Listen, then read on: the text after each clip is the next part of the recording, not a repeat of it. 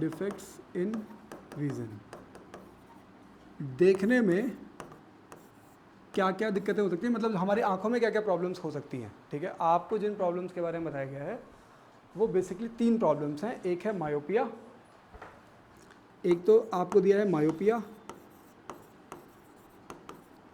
दूसरा दिया है आपको हाइपरमेट्रोपिया,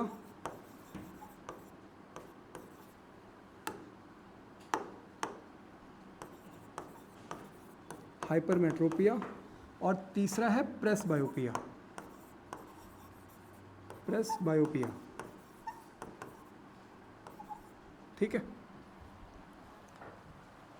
ठीक है। जरा अब जरा हम लोग इसको एक एक करके स्टार्ट करते हैं। सबसे पहले हम लोग देखते हैं मायोपिया क्या है। मायोपिया, मायोपिया में क्या होता है, इसको एक सिंपल टर्म्स में आप बोलोगे नियर साइटेडनेस, नियर साइटेडनेस। और आपको पता है कि नियर का मतलब होता है पास, साइटेड का मतलब होता है देखना, और नेस का मतलब होता है सिर्फ। मतलब ऐसी आइज़ जो सिर्फ पास की चीज़ों को क्लियरली देख पा रही हैं और दूर की चीज़ों को नहीं देख पा रही हैं, तो वो जो बीमारी है ना उस इंसान को, उसको हम लोग बोलेंगे मायोपिया। ठीक है, तो मतलब nearby objects are visible, nearby objects, near objects are clearly visible, clearly visible. मतलब जो पास की जो चीज़ें हैं ना वो आपको क्लियरली दिख रही हैं, और जो फार ऑब्जेक्ट्स हैं वो आपको ब्लरी दिख रहे हैं। Far objects, far objects are not clearly visible, are not clearly visible. जो दूर की जो चीज़ें हैं वो आपको सही तरीके से नहीं दिख रही हैं। ये जो बीमारी होगी जिसको भी, वो बीमारी का नाम है मायोपिया। ठीक है, अच्छा, तो हमने ये समझ लिया कि भाई मायोपिया में प्रॉब्लम क्या है। मायोपिया में जो नियर साइटेडनेस होगा, नियर साइटेडनेस का मतलब पास की चीज़ें दिख रही हैं, लेकिन कितने पास की चीज़ें दिख रही हैं। पास की चीज़ों का मतलब ये नहीं कि वो बिल्कुल 25 सेंटीमीटर पे ही दिख रही है और उससे दूर नहीं दिख रही है। नियर साइटेडनेस का मतलब हुआ कि कुछ नियर बाय जो चीज़ें हैं आपको वो दिख रही हैं। तो नियर बाय चीज़ों में जो चीज़, जो आपको जो चीज़ें दिख रही हैं उसमें जो सबसे दूरी पे चीज़ है वो कौन सी है, बात समझ में आ रही है अभी। तो मान लो अब जैसे 25 सेंटीमीटर यहाँ पे होता, ठीक है, अब यहाँ पे 50 या फिर ये 60, और ये मान लो कि आपको 2 मीटर या फिर 10 मीटर की चीज़ें आपको क्लियरली विजिबल हैं। ठीक है, तो वो आपका जो मायोपिक पर्सन होगा वो उसका क्या हो जाएगा, फार पॉइंट हो जाएगा, उसके बियॉन्ड उसको नहीं दिख रहा है। समझ में आ रहा है अभी। तो मतलब जो नियर बाय ऑब्जेक्ट्स हैं, नियर बाय ऑब्जेक्ट्स उसको दिख रहे हैं, ठीक है, और नियर बाय ऑब्जेक्ट्स, तो जो नियर बाय ऑब्जेक्ट्स हैं मतलब जो पास है, जैसे 25 सेंटीमीटर से कुछ सर्टेन डिस्टेंस तक, मान लो 2 मीटर हो गया, 10 मीटर हो गया, वहाँ तक चीज़ें आपको क्लियरली विजिबल हैं। तो मान लो अगर 10 मीटर तक चीज़ें देख सकता है, 10 मीटर तक की चीज़ें, तो उसका फार पॉइंट कितना हो जाएगा, 10 मीटर हो जाएगा। अभी ये बात समझ में आ रही है आपको, इसलिए मैंने यहाँ पे लिख दिया नियर बाय ऑब्जेक्ट्स और फार पॉइंट लिख दिया उसका। ये जो पॉइंट है इसका फार पॉइंट हो गया, किसका, जो मायोपिक पर्सन है उसका। बात समझ में आ गई अभी इतनी। तो इसका मतलब कि उतनी डिस्टेंस पे रखी हुई चीज़ उसको दिख रही है, और उससे पहले भी अगर कोई चीज़ रखी होगी तो वो भी उसको विजिबल है। ठीक है, अब बात आती है कि कोई चीज़ जो कि जैसे एक नॉर्मल पर्सन जो है उसके लिए जो फार पॉइंट है, उसके लिए नॉर्मल पर्सन के लिए फार पॉइंट क्या है, इन्फिनिटी है। तो आपको ये पता है कि इन्फिनिटी से जो रे ऑफ लाइट आती हैं वो पैरेलल आती हैं, और ये रिफ्लेक्ट, इससे रिफ्रैक्ट होने के बाद रेटिना से पहले ही इमेज फॉर्मेशन कर दे रही है। तो रेटिना से पहले अगर इमेज फॉर्मेशन हो जा रही है तो इसका मतलब रेटिना पे कैसी इमेज बनेगी, ब्लरिश इमेज बनेगी। वो इंसान उस चीज़ को क्लियरली विजिबल नहीं कर पाएगा, नहीं देख पाएगा उसको ढंग से। समझ में आ रहा है अभी। तो उसको जो फार ऑब्जेक्ट्स हैं वो उसको क्लियरली विजिबल नहीं है। अच्छा, अभी हमने ये समझ लिया कि ये प्रॉब्लम आ रही है। ये प्रॉब्लम किस किस वजह से हो सकती है वो समझो, रीजंस क्या हो सकते हैं इसके रीजंस क्या हो सकते हैं। पहला जो रीज़न हो सकता है वो ये हो सकता है कि भाई ऐसा हुआ हो कि जैसे कि आई बॉल था, आई बॉल का साइज़ ये था, मान लो कि आई बॉल का साइज़ इतना है और ये आई बॉल का साइज़ इंक्रीज़ हो गया।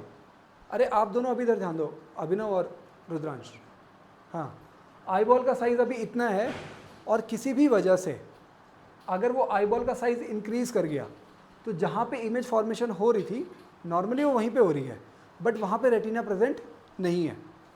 तो increase in eye ball, increase in size of eye ball हो सकता है क्या?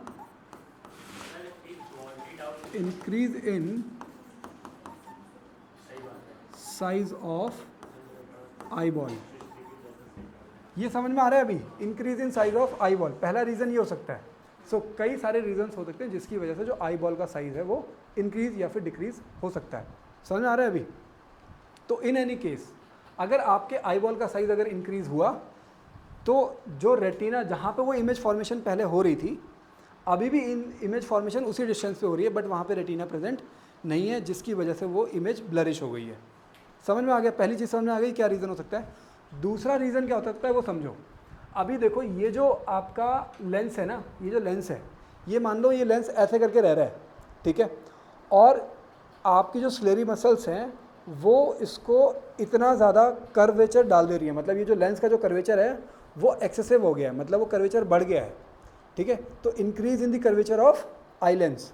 आई लेंस ऐसे भी हो सकता है, पतला भी हो सकता है, मोटा भी हो सकता है, काफ़ी ज़्यादा मोटा भी हो सकता है, डिपेंडिंग ऑन दी कि स्लेरी मसल्स उस पर किस तरीके से एक्शन ले रही हैं, ठीक है। तो अगर वो जो आई लेंस है उसका कर्वेचर अगर बढ़ गया, तो कर्वेचर अगर बढ़ गया तो आप उस कर्वेचर का अगर आप एक स्फेयर बनाओगे तो स्फेयर छोटा हो गया, सेंटर ऑफ कर्वेचर छोटा हो जाएगा, इसका मतलब फोकल लेंथ और छोटी हो गई अब। तो अब फोकल लेंथ क्या हो रही है? छोटी हो जा रही है। अगर एक्सेसिव कर्वेचर, अगर increase in curvature of eye lens हुआ है तो जो आपका जो फोकल लेंथ है वो डिक्रीज़ हो जाएगा। तो डिक्रीज़ होने की वजह से जो इमेज रेटिना में फॉर्म हो रही थी वो उससे पहले हो जाएगी।